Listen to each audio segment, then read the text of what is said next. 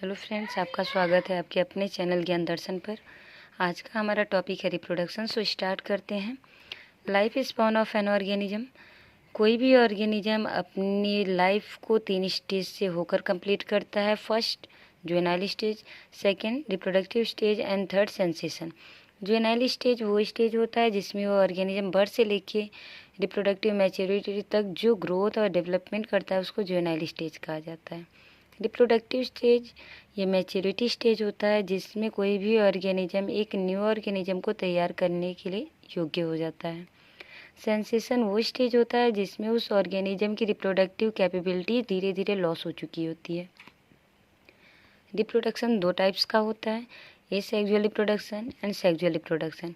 ये sexual reproduction वो reproduction है जिसमें एक पेरेंट्स किसी नए ऑफस्प्रिंग को तैयार कर सकता है। सेक्सुअल रिप्रोडक्शन इसमें 2 पेरेंट्स की नीड होती है, मेल एंड फीमेल दोनों के मिलने से एक नए ऑर्गेनिज्म का फॉर्मेशन होता है। ये सेक्सुअल रिप्रोडक्शन डिफरेंट टाइप्स के होते हैं, fission, budding, conidia, zoospore, बाइंडी fission and vegetative propagation. Fission वो प्रोसेस है जिसमें एक पेरेंट्स बॉडी अपने बॉडी पार्ट्स के डिफरेंट सेगमेंट करने के बाद नए ऑफस्प्रिंग का फॉर्मेशन करती है और बनने वाले सभी ऑफस्प्रिंग अपने पेरेंट्स के सिमिलर दिखते हैं, जिसका एग्जाम्पल अमीबा और प्लाज्मोडियम। बडिंग पेरेंट्स बॉडी के बाहर एक आउटग्रोथ हो जाती है। वो आउटग्रोथ पेरेंट्स बॉडी से अलग होने के बाद एक नए प्लांट या नए ऑर्गेनिज्म का फॉर्मेशन करती है। इसका एग्जाम्पल हाइड्रा। कोनिडिया एक स्पोर है जो कि फंजाई में देखा जा सकता है।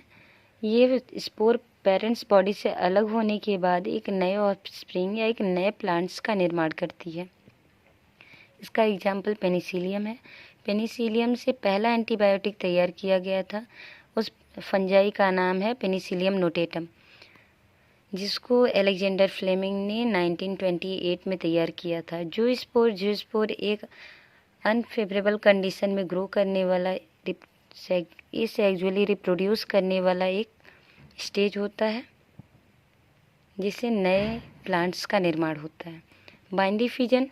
बाइंडी फिजन में ये सबसे सिंपल डिवीजन है। इसमें सेल 2 टाइप्स में या 2 पार्ट्स में डिवाइड हो जाता है। वेजिटेटिव प्रोपागेशन वो हमेशा प्लांट्स में देखा जाता है। ये प्लांट्स के किसी भी पार्ट से एक नए प्लांट्स का निर्माण हो सकता है। इसकी डिफरेंट टाइप्स हैं, runner, rhizome, sucker, tuber, offset, bulb, leaf, bud and bulbil. Reproductive propagation 3 types से हो सकते हैं, by root, by stem and by leaves.